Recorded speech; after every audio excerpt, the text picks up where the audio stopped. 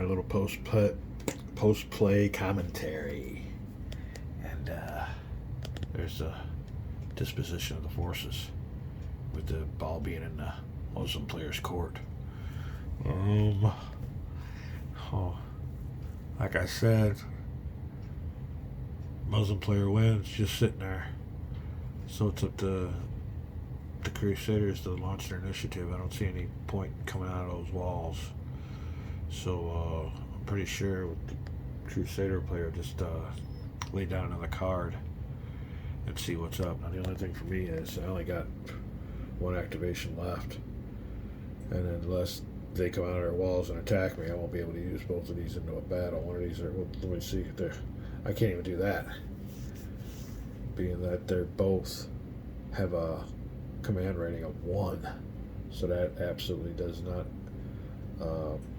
activate anybody. I can do a vassal move, but that's only with forces, and they can only move number of units equal to this. So, boy, that's bad luck. That is not what I need to happen. Now, with that 1, that means I won't be. What I'm looking at is not even using any of these cards for battles. That total just went down the drain if he passes.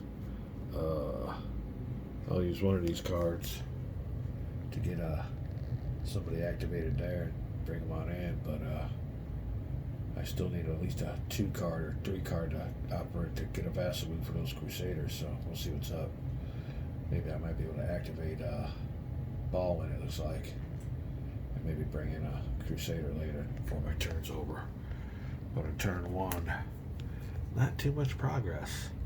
Turn 1, you'd like to have at least, I'd say at least one of these strongholds, so could be another Quagmire in the works. Quagmire in the desert.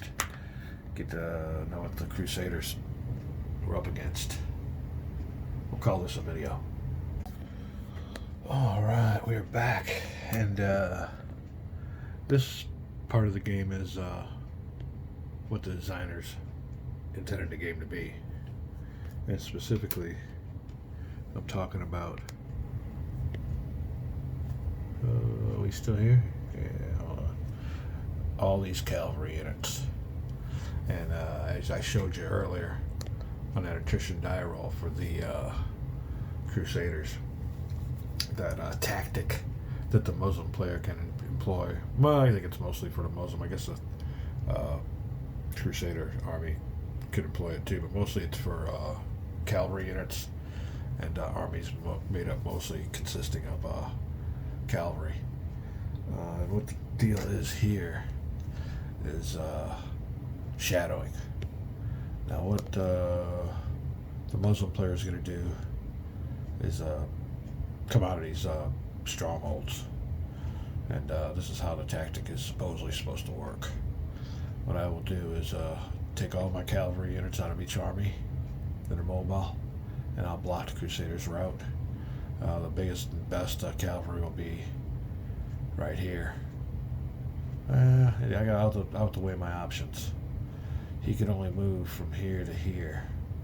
So I guess I'll just take all the combined forces if I can, or whatever biggest cavalry unit I can will be right here. Forcing the Crusader to initiate a combat. And this is another thing. It all depends on if you can avoid the battle. And having a good leader will help that. So we'll use old Bogada, or whatever his name is. Kerboga. Yeah. We'll use the old Kerboga with his big rating as the leader of this little attempt. And if he has a successful avoidance.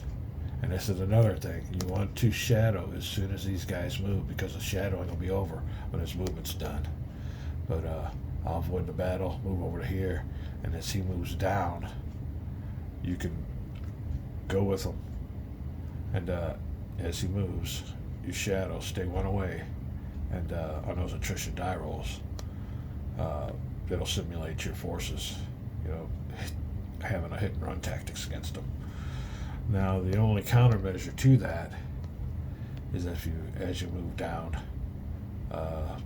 the Crusader player, I don't know why this isn't in focus, so we'll get this done real quick, can drop units back as a rear guard and deal with those units, but usually he'll be outnumbered, so you better put down a pretty strong rear guard.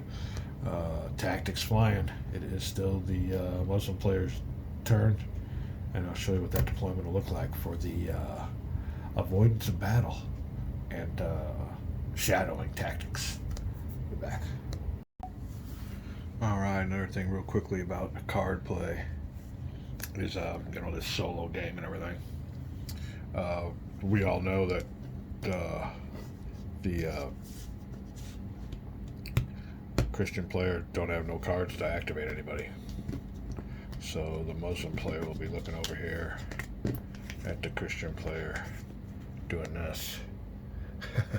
Thinking, all right, so we want to get on with that shadowing tactic. So what it comes down to is basically, would the Muslim player come out of the castles right away, knowing that he's only got 2 cards left, and knowing that demobilization season's coming? And I said earlier that there was a spring. I'm not sure. I would think maybe in the desert, the spring would be when you would demobilize, and you would muster in the fall after the harvest. So it's probably when they probably wanted a campaign during the wintertime around here. So let's go ahead and assume that. We have mustering and demobilization issues on the Muslim side, although not knowing that the Christian player can't activate commanders. So do you put them out there anyway? I think you do. I think you put them out there as a threat.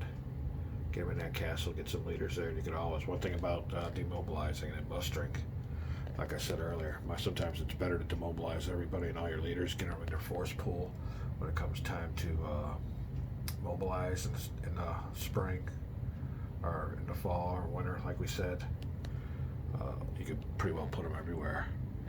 So the spring is sprung, and these Muslim forces got to get home and attend their fields and their crops. They're telling everybody we'll see you in the fall and the winter after harvest. But before we do that, we might end up going to Alexandretta and waiting the Crusaders out. Be back. Okay. Still turn 1, and we're towards the end of it now. I've done some playing off the map or off camera, and I'll fill you in on what's going on here. We'll zoom on in to fill you in. Well, the Muslim player played a 2-op card. Didn't have no good events or anything like that. So he moved Kerboga and 6 cavalry units plus the Muslim leader Ridwan.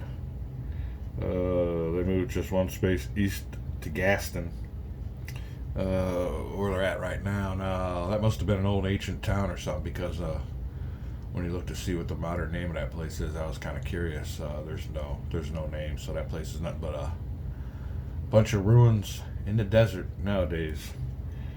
And like I said, the Muslims were going on the assumption that the Crusaders still could activate that big stack. Also, when the Muslims moved out of Aleppo, they had to roll for attrition, and they rolled a 6, which meant they suffered 2 step losses. Now there's a difference between attrition and foraging. If you hit certain harsh conditions, you have to trigger foraging, but you can roll those attrition rolls without no foraging modifiers. What else we got going on here? It was in the Crusaders action round, I guess, and they played a Vassal's Desert card for its operation value of 1, activating Christian leader Baldwin in Constantinople. That might be him down here. Come on. Yeah.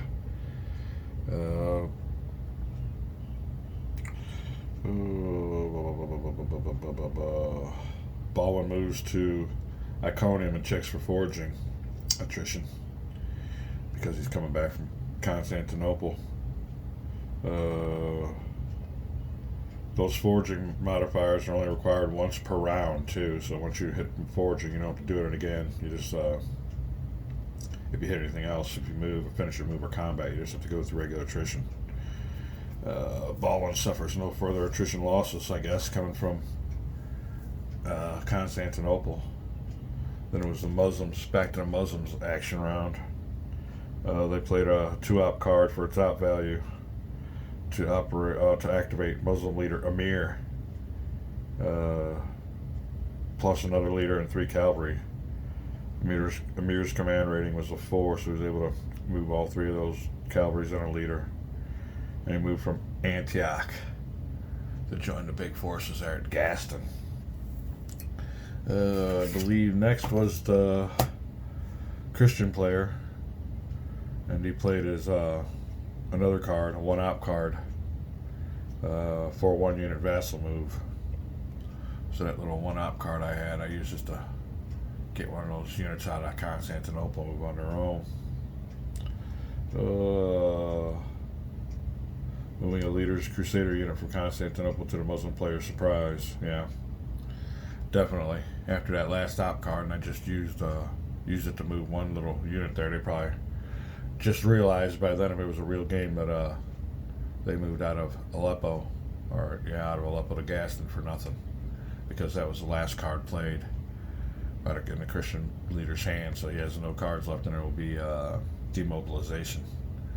So they just, if I was playing 2 players, I'd just come to that realization. There was no Asia minor attrition loss.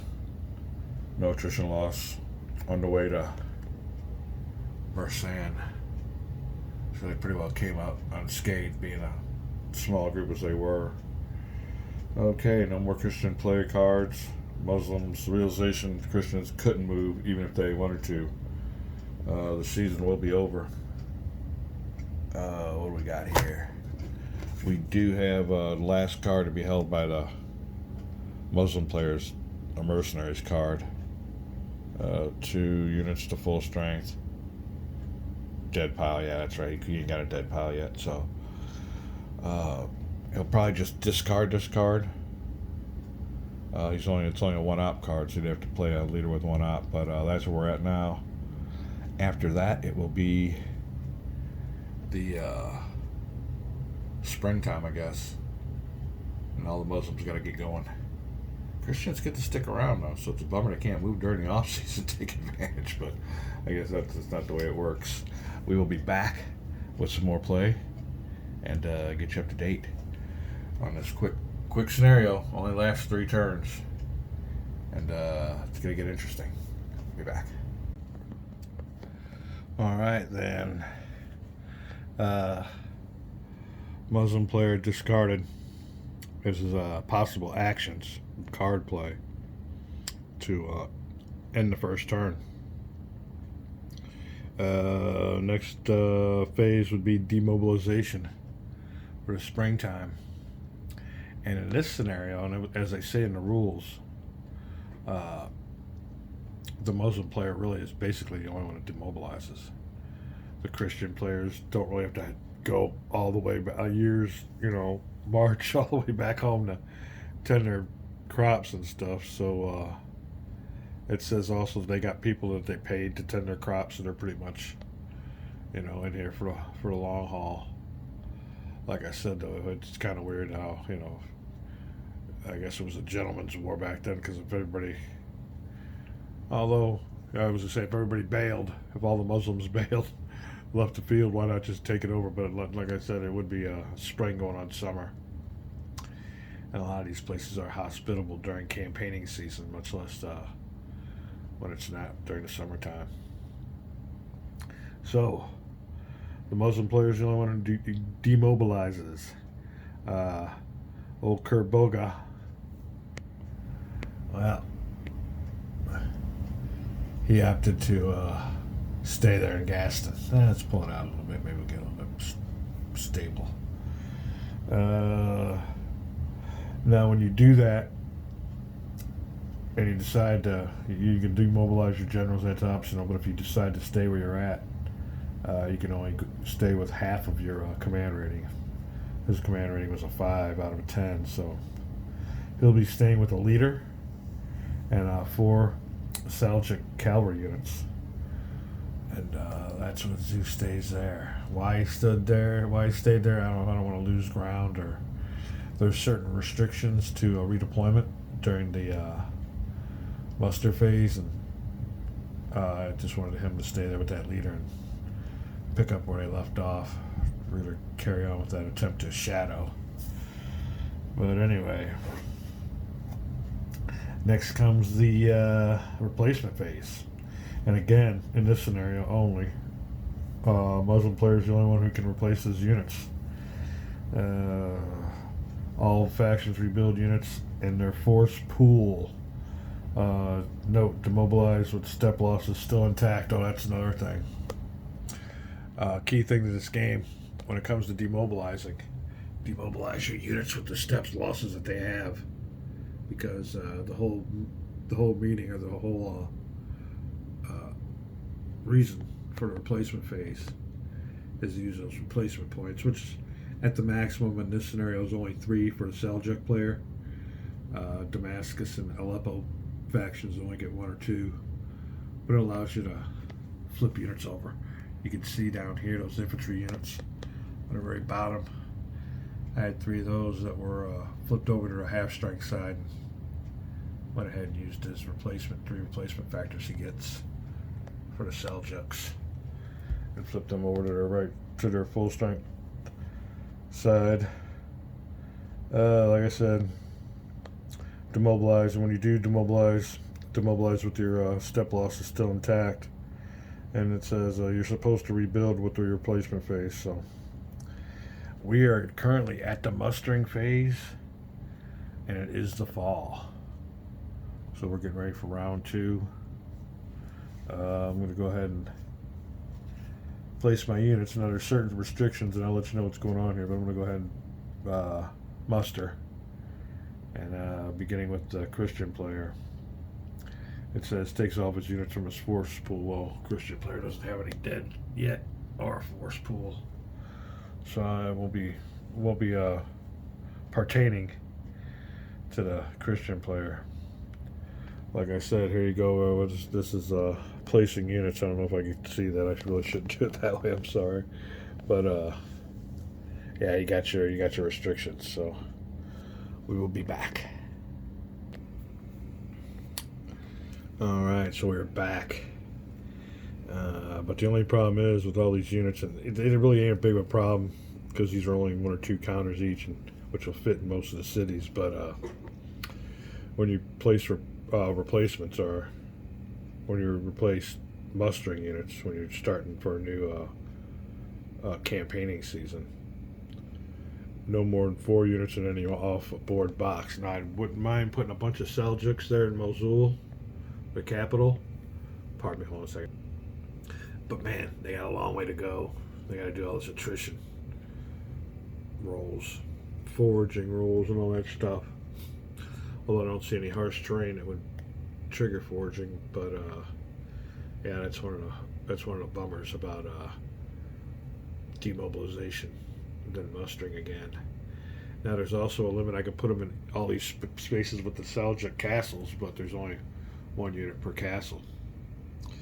Let me see. No more than 4 units in any off-map box. No more than 3 units in a power's capital.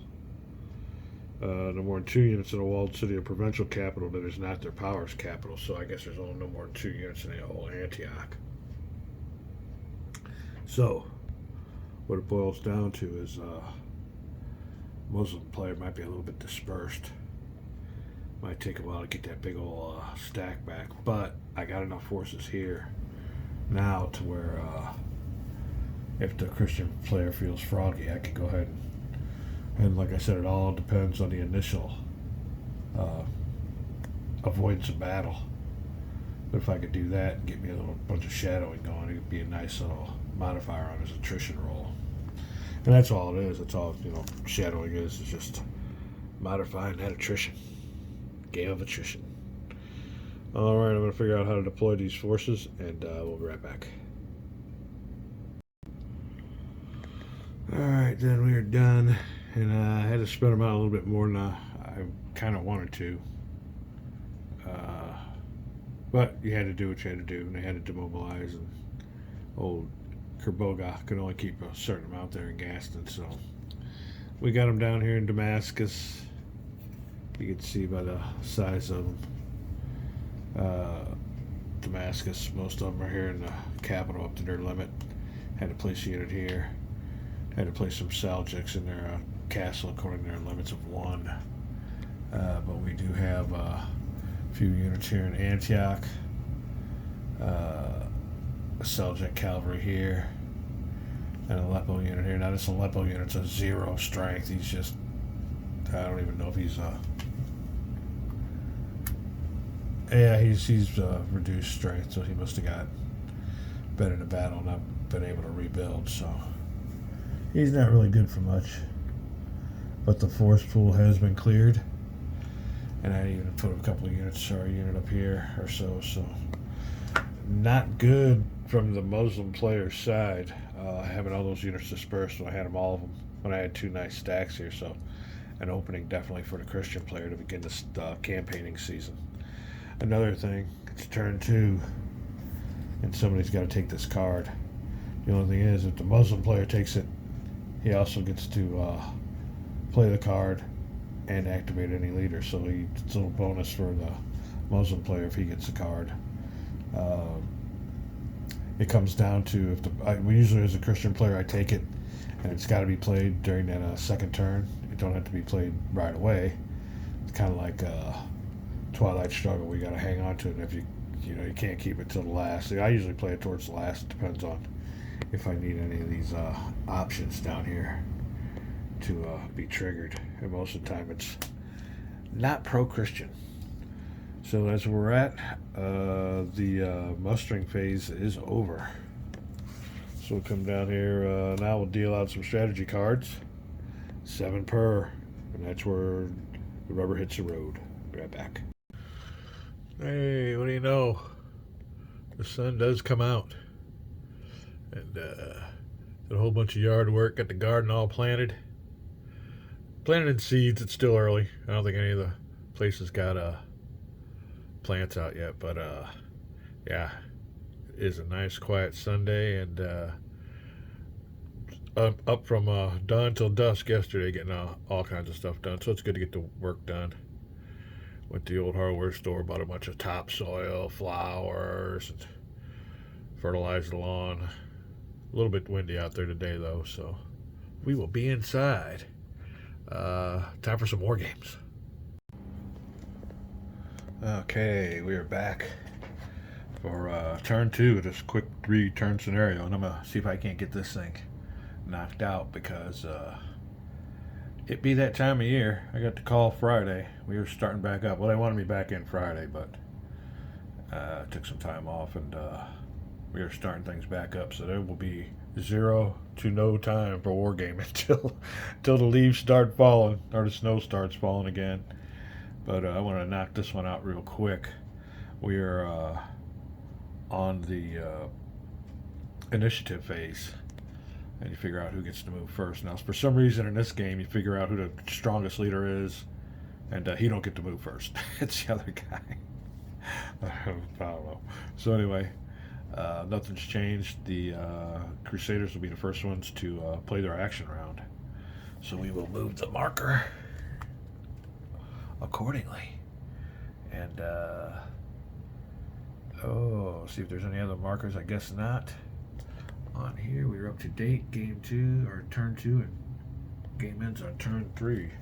Now, you went ahead and already dealt out the cards, so we're that far. 7 for each. So let me go ahead and look at the all-important hands. I'll be looking at both hands because this is playing it solo. But I don't know if I went over and showed you how I deployed my forces. There's old Emir over there. And like I said, they had to kind of spread out. In a way, it's good, but as it turns out, with demobilization, then the mustering again in the fall, it's left the Crusaders with a nice little advantage. If they can take advantage of that before we can muster again, or rather regroup. So we'll see what's up. Be right back. All right, we got the card play coming on up. I thought I'd let you in on what the Christian player's hand is here. Got a lot of good cards. Oh, yeah, excuse the scissors. I'll tell you what, as good as this game is, the counters are notoriously horrible. Yeah, good luck not ripping them out. So far, I've been really good on them. You really got to take your time. Once you get them done with, you better get a fingernail file or some scissors to trim those suckers up, because you're going to have a lot of hanging chads. But back to the game. Oh, and I got this Fadiman Diplomacy card. But here's what I want to let you in on. All of these cards, the Christian player hit the jackpot. All of these cards are great event cards, especially this one here, On to Jerusalem. It's a card that the Muslim player had last game or the game before then, and it allows the Christian player to move 8 freaking spaces. I mean, there's no reason why I shouldn't get a victory in this scenario. All these cards here, I mean, none of them are. I mean, I could use them for ops value, but they all have really good events for the Christian player. These are all Christian players, and if they're not Christian, they do something to the Arab player. So, yeah, they're really good. I hit the lottery on these cards. So, 6 of my 7 are really good events for the Christian player. And then there's the last card here. I'll play that Fadiman Diplomacy, and I'll roll the dice to see what event happens. But we'll hold off on that Fadiman card. I'm going to go through the Muslim player's deck, because he might have some cards that are playable during the Christian player's turn. Like I said, it's that kind of game where keep an eye on those decks. So really good. I got a plethora of good fortune coming my way. I just got to pick which way I want to do it to get down there to Jerusalem and get some of these victory points. So far I got 2, one of that third one there at Tarsus, but those guys wouldn't call a surrender, so I'm still sitting at 2 victory points. We'll be back. Okay, and this is the excuse me. I covered myself, so social distancing. Bullshit. But anyway, here is the Muslim player's hand, and he did not come out nearly as good as the Christian player. So talk about an opening. It's all in the card play. But like I said, if this was a real game, playing against an opponent, you wouldn't know that. But here's what they're looking at. These are all Christian events, and they'll have to be used for their op value. Luckily, he's got a 3, a 2, and well, those couple 1s down there, they really don't help, not unless you get some weak commanders. But we'll go from there. Winter Campaign. That's a good card that you can hold till the last turn. That keeps you from having to mandatorily, if that's a word, from mandatory demobilizing a certain amount of forces. This next one, Fade Flight, play after a battle roll in which at least 50% of your forces were cavalry. Well, that'll be a big part of any Muslim force in this first scenario, so that'll be a good event card to play. And then we got Scorched Earth, which is playing on the opponent's bunch of units that can't trace a supply at least 3 spaces to their stronghold. So it is kind of imperative that the Crusader player convert some of these stronghold castles, Muslim castles or Muslim strongholds, to Crusader castles. So we'll see what we can do. Like I said, though, you only got 2 turns. We've got 2 turns left. So that is about it. The only one I could see that I could play would be this card here. So an attrition adding 6. Whew. We'll be back. All right. I think this is going to be the first card the Muslim player plays. So I was going to play it when he moved, but I think this is more of an event card that has to wait for my action round. So we will save this card, but it definitely qualifies. Well, until he moves. Right now, it definitely qualifies because can he go up that way? Yeah, I guess he can. But he's got to have 3 unblocked. I didn't see that little path back there, so that's 1, 2, 3. Well, I guess it don't work. Trace a path pure to his stronghold, so yeah, I better hang on to this card. I didn't see that path back there, so that negated that. So the Muslim player will not have any cards to play. It'll be Muslim card-free movement for the Christian player, but he don't know that, so he's just going to go ahead and play these cards. Like I said, I got that Fatimid card to play last, so we will see what's up. Do we go on to Jerusalem? I don't think we can get there. They got me blocked. I can move 8 with that sucker. But yeah, you can see I go down here, but I have to engage. I'm just gonna have to engage or something. Let me look at the situation, look at my cards, and we'll make our decision. All right, and now in available events available to the Christian player, I misread this card. This is a Muslim card, so I will have. Well, that's a strong one though. It's 3. But yeah, this has to do with removing units from the Christian player. Muslim player's choice to his first force pool, so I misread that card. So I will have 1 ops card, and we'll be looking over those cards now. Alright, well, even though time is of the essence, I'm going to have to play this card. And it'll give me some replacements. Like I said, we don't get no replacements per se in this scenario, only via these event cards. Christian player flips any 3 reduced Crusader units to full strength, even as besieged. And I think I have some that qualify, so we're going to be looking through the deck. We'll be right back. Alright, well, as you can see, Christian player definitely has used units to qualify. That could be a game changer, because it was starting to get thin. So we'll be flipping 3 of these units.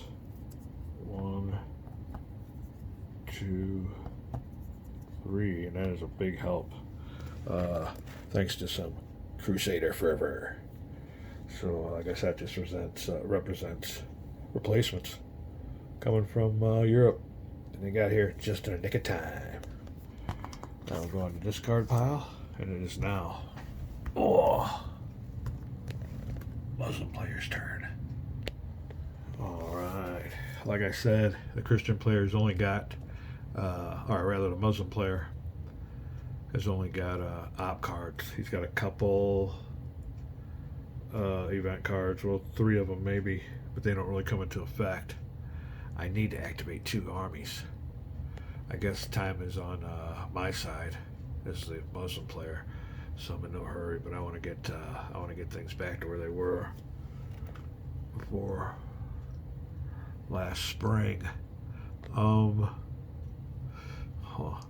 I want to get this shadowing going on. I'm thinking about just activating old Kurboga and getting him back there at Alexandretta. He's got a nice little force, and he should be able to avoid a battle should the Crusaders decide to attack. And basically, when I designed this game, I guess, or whatever, and employed that shadowing tactic. This is shadowing alley down here. I mean, if he moves here, you shadow this way. He moves here, you shadow either one. So they designed the map for that shadowing tactic. So I really want to get on him right away. Would really be nice is, and I don't know if it'll work that way, but when he moves those 8 moves to on to Jerusalem, to have a force that's shadowing him, because that'll definitely add to that attrition. That adds big time to that attrition die roll. So yeah, you want to get that shadowing on. We will see how it's going to start up here. Making some decisions. Be right back.